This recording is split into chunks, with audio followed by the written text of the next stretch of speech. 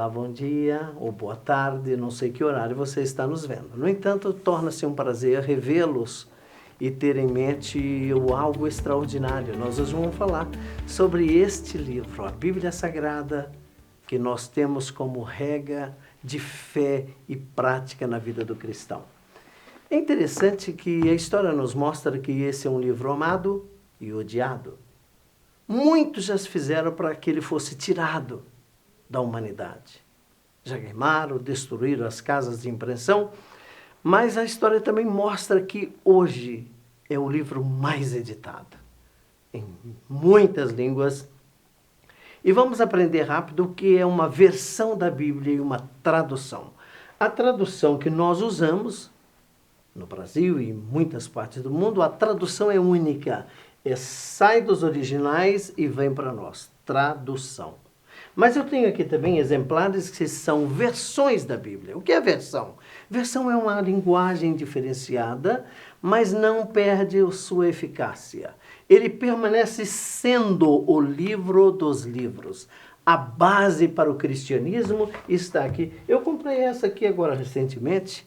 Essa é uma versão nova da Igreja Católica, Apostólica Romana, e eu achei importantíssima. É uma Bíblia para jovens, ela é ilustrada, ela tem comentários e ela atrai pelo seu visual. Mas imagine, eu sou apaixonado por essa Bíblia aqui.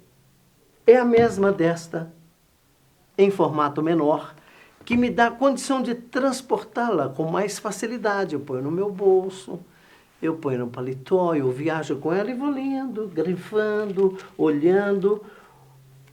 As versões e o modelo não interferem na sua eficácia, porque ela traz em si o original. O que é isso? Isso é Deus falando com o homem. Às vezes falam assim, por que crer na Bíblia se foi o homem que escreveu? Mas é aí que está a essência. Por ser escrita por homens, é que nos dá o conhecimento prático e lógico da vida.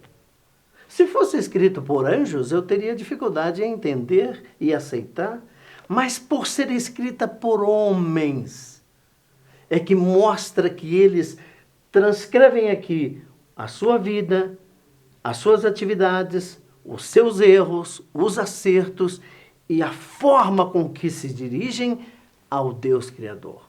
Através da palavra de Deus, a Bíblia Sagrada, nós, os cristãos, temos em mente, nossa fé está firmada numa razão. Qual é ela?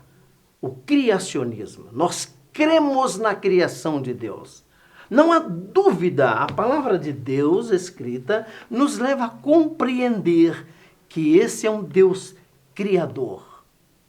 Ele criou as coisas. As coisas não ocorreram por acaso. Nós não somos fruto da evolução. Pelo contrário, Deus fez todas as coisas nos seus devidos lugares e para suas funções específicas. O homem não é resultado da evolução. O homem, pela palavra de Deus, ele traz aqui a forma com que ele surgiu. Após Deus ter feito, pela palavra, criou Deus céus e terra, separação entre as águas e a terra, a noite, o dia, fazendo pela palavra. Ele criou todas essas coisas. E por isso defendemos a ideia do criacionismo e não da evolução. Esse ser humano, eu e você, não fomos obra do acaso. E a palavra de Deus, a Bíblia Sagrada, que era a católica, apostólica, romana, escrita pelos evangélicos, é a mesma coisa. Mostra um Deus criador.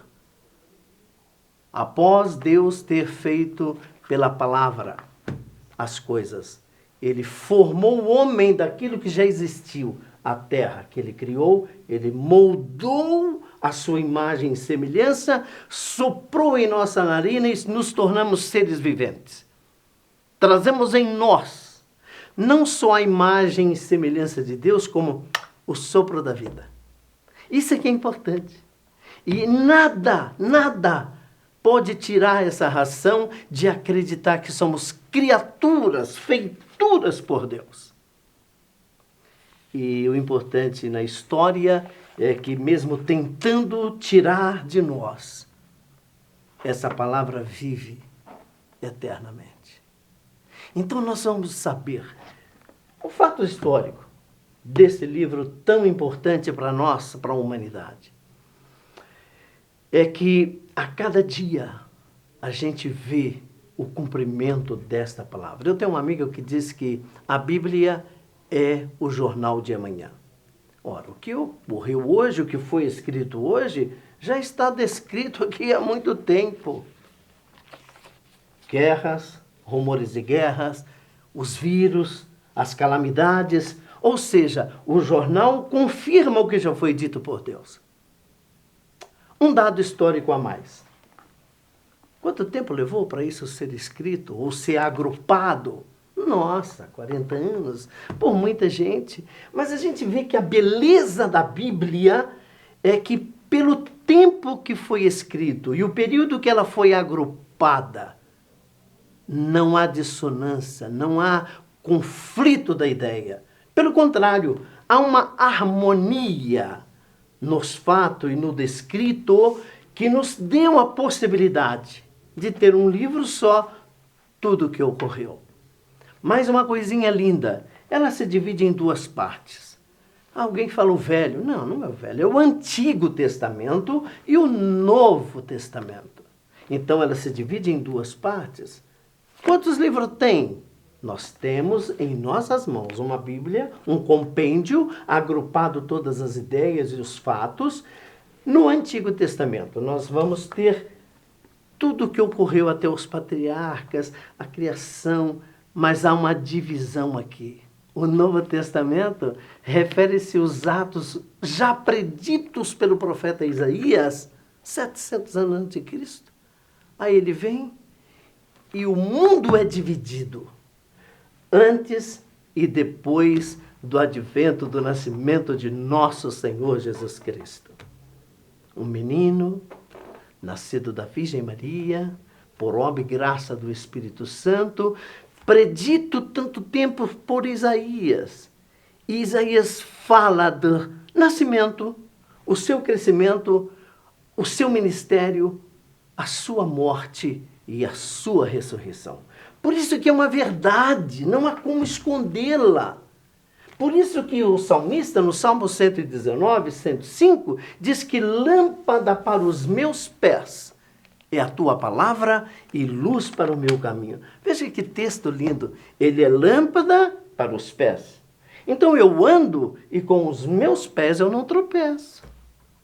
Mas eu preciso de uma direção, ele também é. Ele é a luz ao longo da estrada.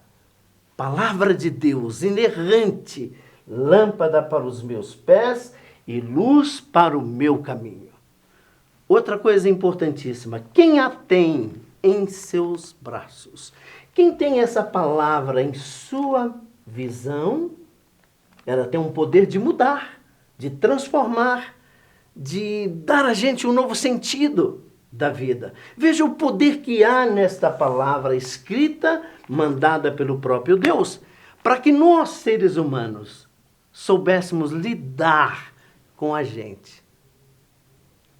Eu acho importante que quando a gente debate, diz, olha, é um livro feito por homens, sim, mas inspirados pelo próprio Deus. Fora agrupado para que eu e você tivéssemos acesso à vontade que Deus tem da aproximação com a sua criatura. Esse livro nos mostra como nos aproximar do nosso Criador. E aqui no Salmo 119 também diz, como purificará o mancebo o seu caminho? E a resposta é imediata, observando conforme a sua palavra. Quando a gente diz que esse livro tem poder de transformar, de mudar todas as coisas, interesse de Deus em ter-nos com Ele, nós nos afastamos pelos nossos delitos e pecados, rejeitamos a amizade de Deus, criamos uma barreira, mas esse livro vem e nos mostra de que forma reatar a amizade com esse Deus. Então não há como duvidar do poder desse livro. Não há como rejeitá-lo. Porque a palavra que nos fora enviada, aquela que ouvimos sobre acerca do perdão, da graça, da misericórdia de Deus, está aqui. E a gente agasalha esse sentimento e passa a viver em novidade de vida, porque esse compêndio, esse livro, com o poder que há nele, muda a nossa vida. E a gente fica assim pensando, por que rejeitam? Se é uma verdade, por que a gente não aceita se realmente ele muda a vida e a nossa história? Mais um dado gostoso, histórico. As pessoas têm esse livro e às vezes não sabem usar. Nós, os evangélicos, os cristãos, fazemos de tudo para que você tenha conhecimento do que ele faz, do que ele pode fazer na sua vida, no seu lar, nos seus negócios.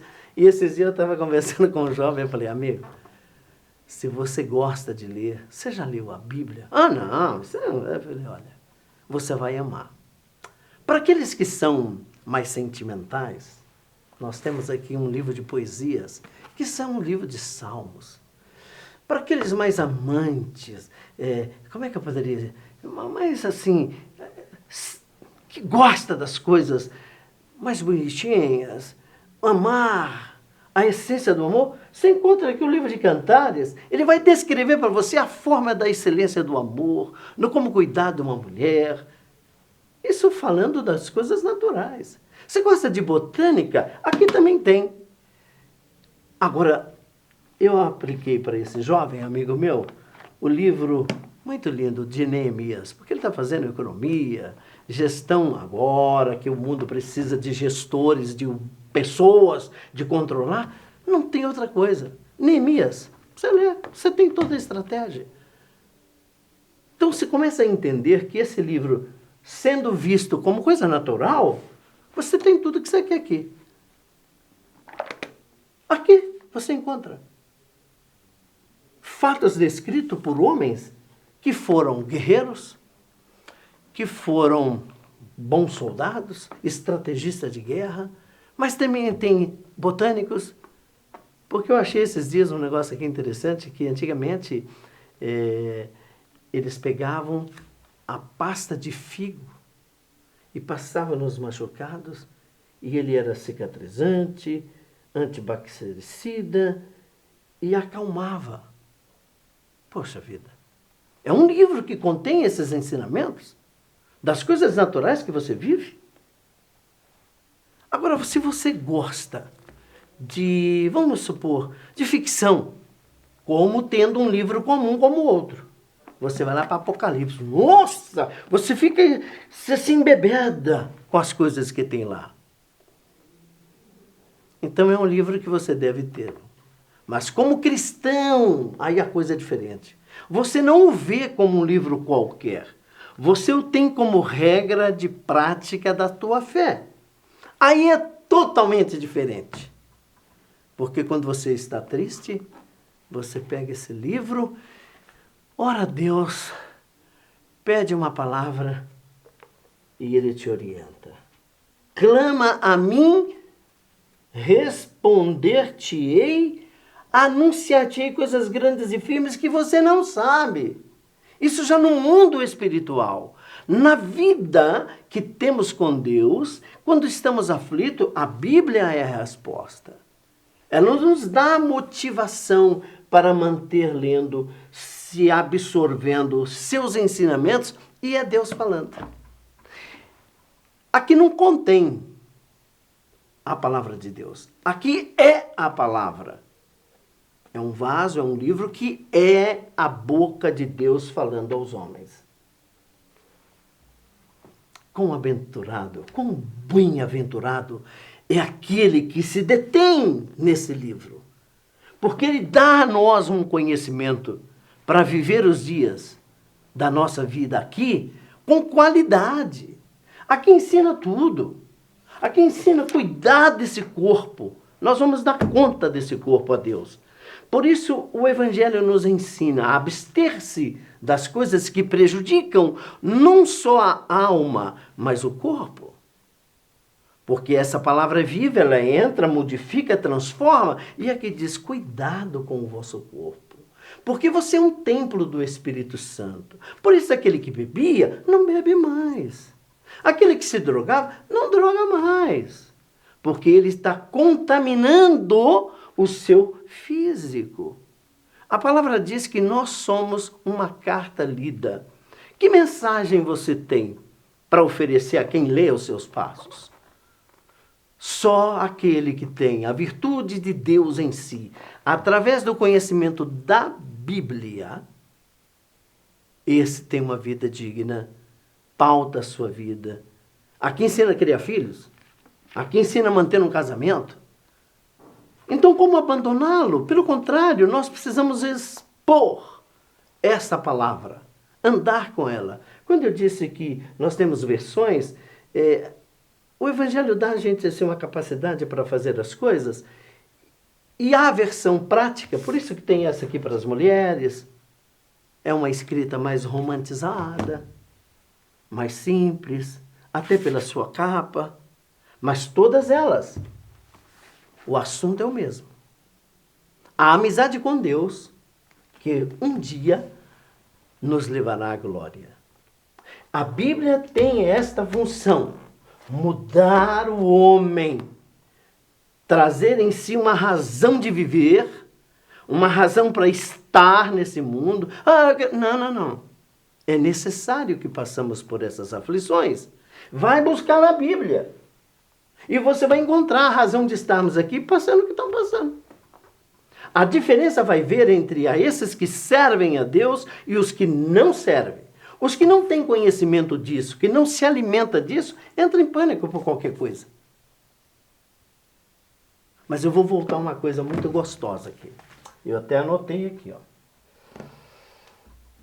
Por ser amado e por ser odiado, esse livro precisa ser conhecido para que possamos experimentar o porquê ele existe. Uma coisa prática que eu vou dizer a vocês. Você tem uma amiga muito querida, chama Helena Radke. Nós temos uma amizade já de muitos anos e uma época muito difícil, pior do que hoje. Ela promoveu um projeto muito lindo para a escola de periferia. O índice de fuga de alunos, a evasão escolar era muito grande, droga dentro da escola, confusão em todos os turnos, da manhã, da tarde e da noite. E foi difícil para ela convencer a diretoria daquela escola e até a secretaria naquela época para aceitar aquele projeto. Depois de muita insistência, ela disse, olha, eu quero vir, me dá um período de 6 meses. Mas eu não sabia.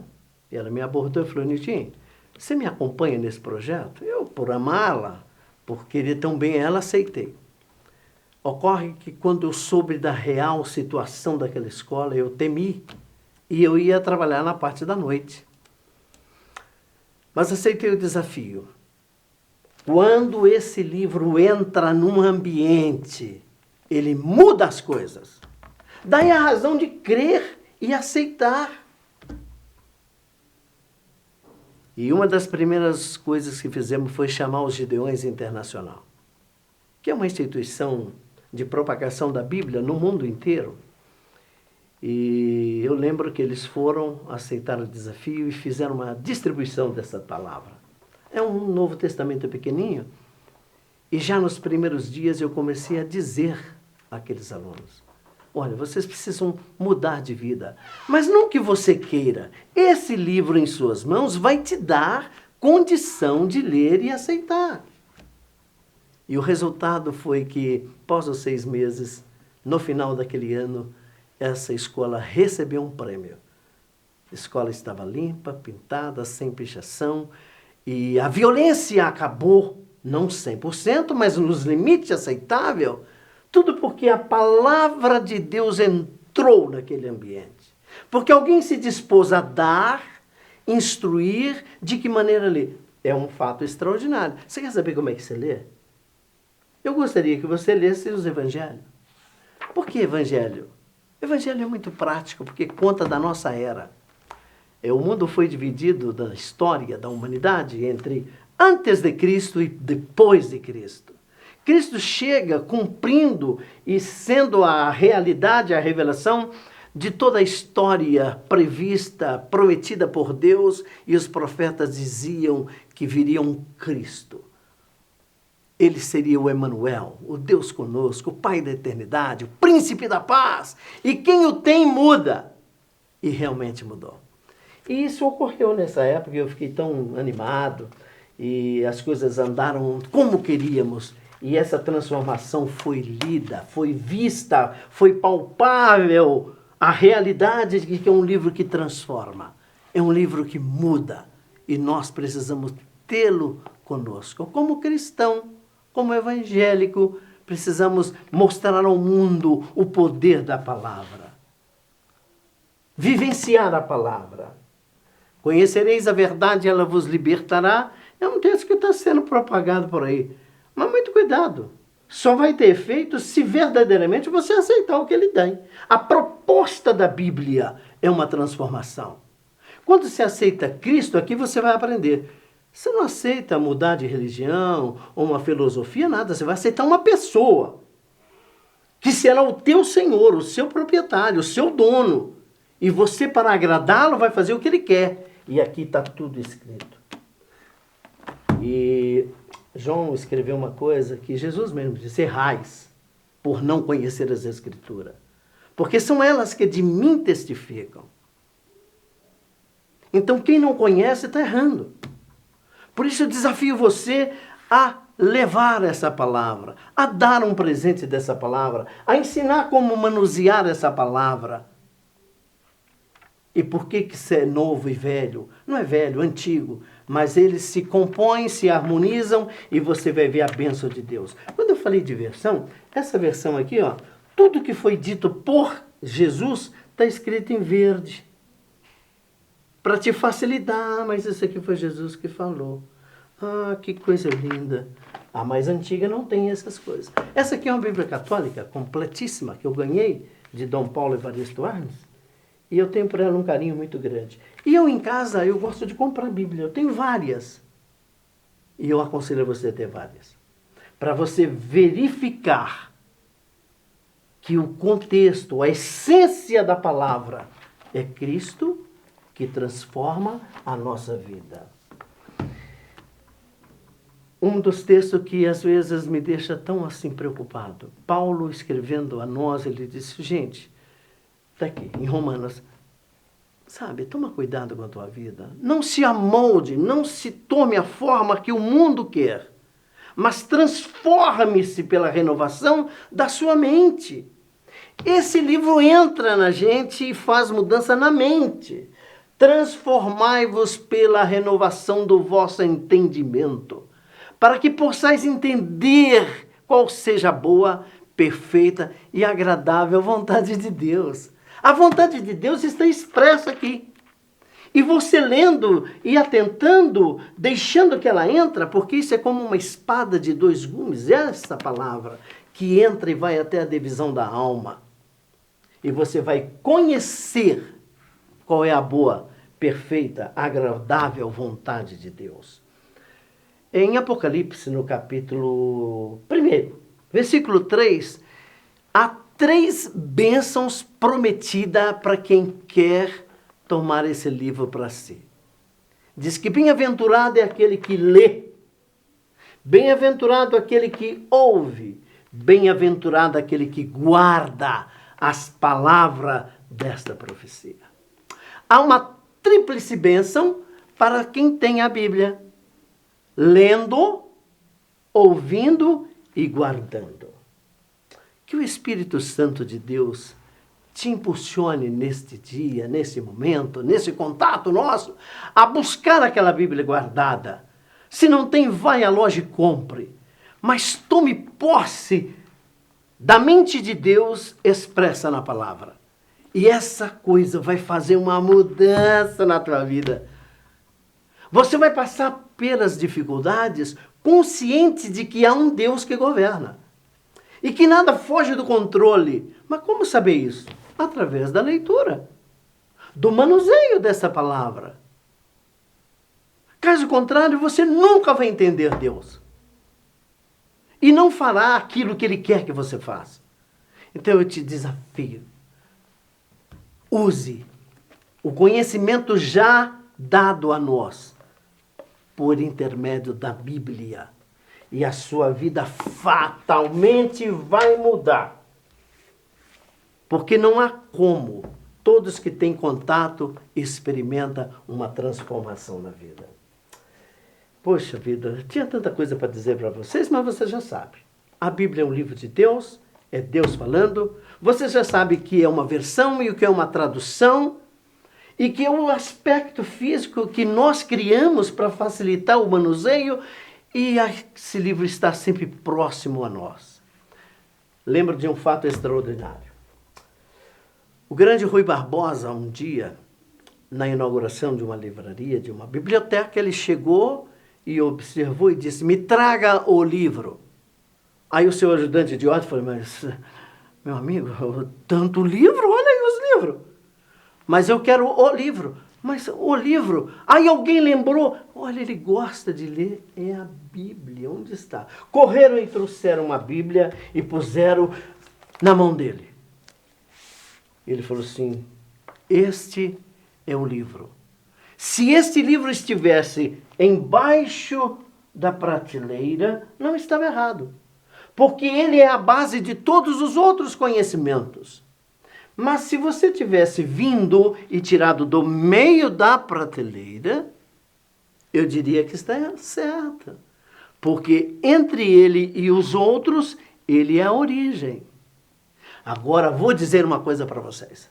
Se você tivesse tirado de cima de todos os livros, é um lugar certo, porque além dele não há nenhum outro e nem abaixo dele.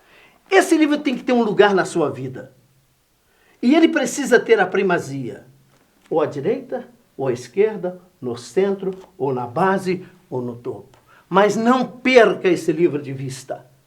Mas não é só olhar, é ler, examinar, praticar o que ele propõe para que você tenha uma vida abundante. E por último, João 13:17. Diz o seguinte, você quer ser feliz? Agora que você conhece estas coisas, pratique. Após tudo o que eu disse, se você ainda tem dúvida quanto ao processo de ser uma pessoa feliz, bem-aventurada, procure esse livro. Quer ser feliz? Apegue-te a ele. Tenha-o em sua cabeceira. Use-o e a transformação virá. E você vai ver a felicidade que há quando nós conhecemos a mente de Deus através da Bíblia Sagrada.